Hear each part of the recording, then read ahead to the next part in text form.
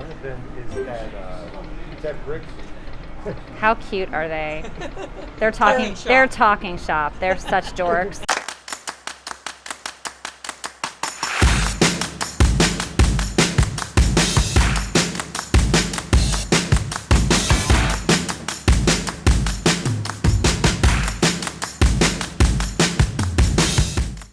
I am not the type of person that gets starstruck. At least, I've never really met a star. I always think, if I'm in a diner in a small town and George Clooney is in the booth next to me, I'd just let him go about his business eating his food. I wouldn't gawk. I wouldn't ask for an autograph. He's just a normal person who puts his pants on just like I do. Then I met Alan. Chris? Alan! Catherine, how are you? Hi! Nice to see you. And I'm thinking maybe I do get a little starstruck. I'm talking to Alan! I'm so excited! Our meeting was planned. I knew it was gonna happen. I had intended to interview him, and that never happened because all I did was awkwardly compliment him, probably very loudly. Your voice, it's so soothing. Oh my God, I love your voice. And rambling and stumbling over my words. Oh my God, those 360 videos blew my mind. Oh, I wanna see that building. Oh, I wanna see that building. And we never actually got to the interview. I'm sure Chris will let you see a little bit of that. He would not air it because he said it was very, very awkward. And hopefully we will be friends. Now, we have a second chance. We're gonna sit down with Alan. We're gonna ask the questions that we had intended to ask in the beginning, and we're bringing it to you right here.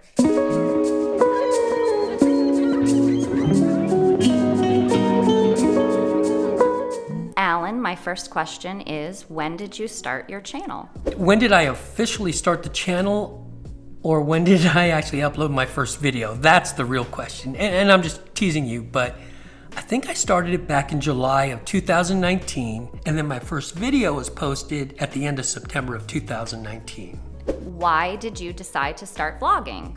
I spent a lot of time on my own. I'm not a big gambler, and at my age, which is more than just midlife, I don't drink. So what can other people who are in my situation, who have a spouse who loves to gamble, what can they do if they don't like to gamble? And that's basically why I started the channel. And I started it once we moved to Vegas. So we've only been here about a year and a half, maybe 2 years now. And it gave me something to do. I use the phrase semi-retired. I'm not fully retired because I'm not collecting anything yet.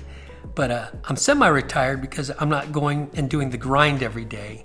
On average, how long does it take you to produce a video from start to finish? Because we know just by watching how much attention and research and effort goes into every single one of them. I can give an example. I have 2 videos I could think about. One very recently, which is this Laughlin video. No plan, just go to Laughlin. We recorded on a Sunday, and it took me all the way up until Friday night to get it ready to upload. So that was 6 days worth of nothing but editing. You can ask my girlfriend. I'll start at about 9 in the morning and stop, take a break, and probably finish at 8 at night. So it could be, let's just round it to 7, right? So 42 hours. 7 times 6 if my math is right, 42 hours to do that one. My Williams, my train trip, because I knew exactly what I wanted to do, that footage took a long time to weed through or cull through. But once I had it all sorted out, I would say that video, both parts, part 1 and 2, which is about almost 45 minutes worth of video, was probably about 30 hours because I knew what I wanted to do. So I think, and I know it'll probably lead into another question, but I think as long as you plan your videos, you can get them out quicker. If you don't plan, then it can take a while. I know that you have mentioned that you're a perfectionist, and I'm wondering how many hours you think you can attribute to that, and how much quality, how much additional quality do you think you get out of it, and is it worth it? That's a good question. That's a really good question. It's the law of diminishing returns. Right. I mean, it really is. My perfectionism comes in when I get done with the first release of the video. What that means, the first iteration. I'll watch it through and I'll say, is there a story? Is there something that came out of it? What do I walk away with? If I watch that video and say, okay, we walked around, we ate, we talked, was there anything cohesive? And if there isn't, then I will go back.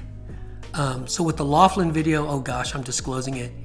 It was a hot mess. I mean, there was nothing really of value. We couldn't vlog inside, and it became more of a, how many casinos can we hit in this time frame? Well, okay, great, but all you got was exterior shots.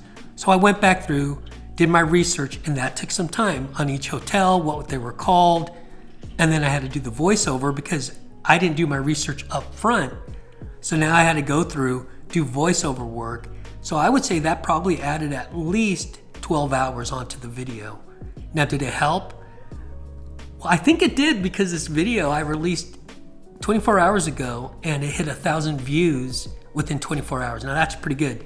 My Arizona video, going to Williams, riding the train, that one I think struggled to get above 300 views in a week, which is wild. And that's the YouTube algorithm. You just never know.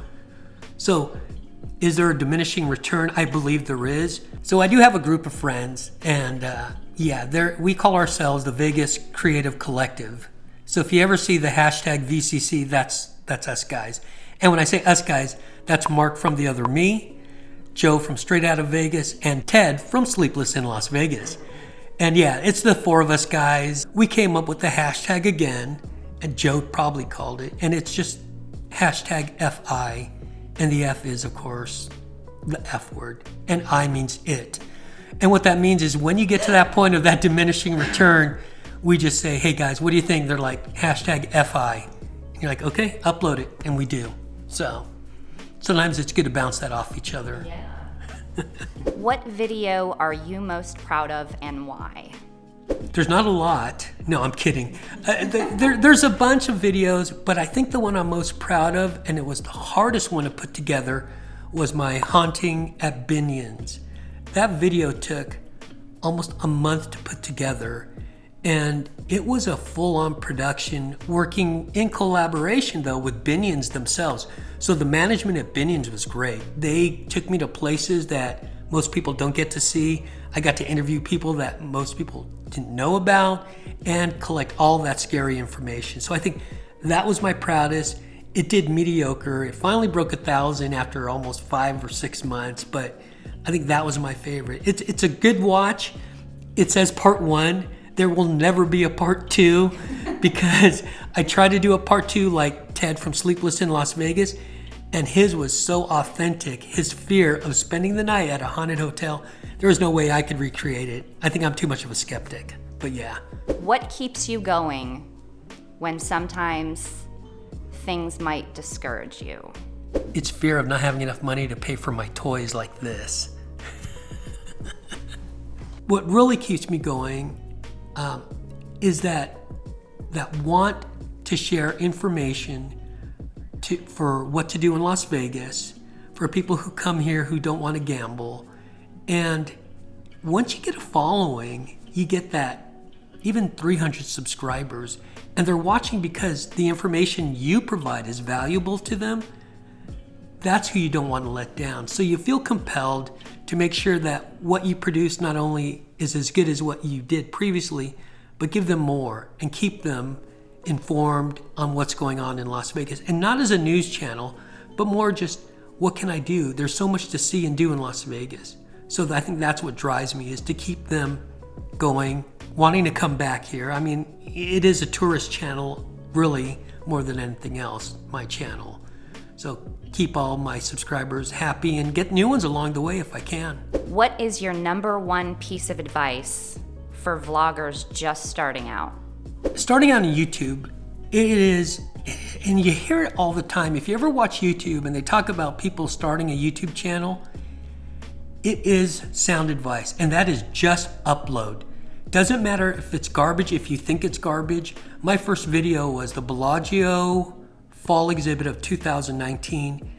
And I even did voiceover work. I did it in a big room. It's very echoey, it's horrible. But it gave me a benchmark to improve from. So it doesn't matter what equipment you have. It's the old Bo Jackson Nike saying, just do it. I mean, just do it. Get that first video.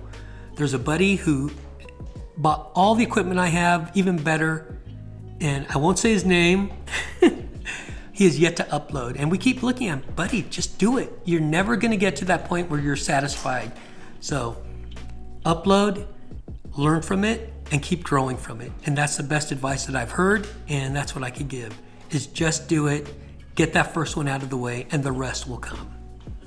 If you haven't already, not yet, wait till the end, and then go right over to Las Vegas and beyond, because seriously, if you are not already subscribed to Alan's channel, you are missing out, I promise you. If you like this video, and who's not gonna like this video because Alan was in it, hit the thumbs up button, hit the little bell so that you get notified every time we release new content. Be sure to subscribe if you haven't already, and we will see you on the next episode of The Midlife Ride.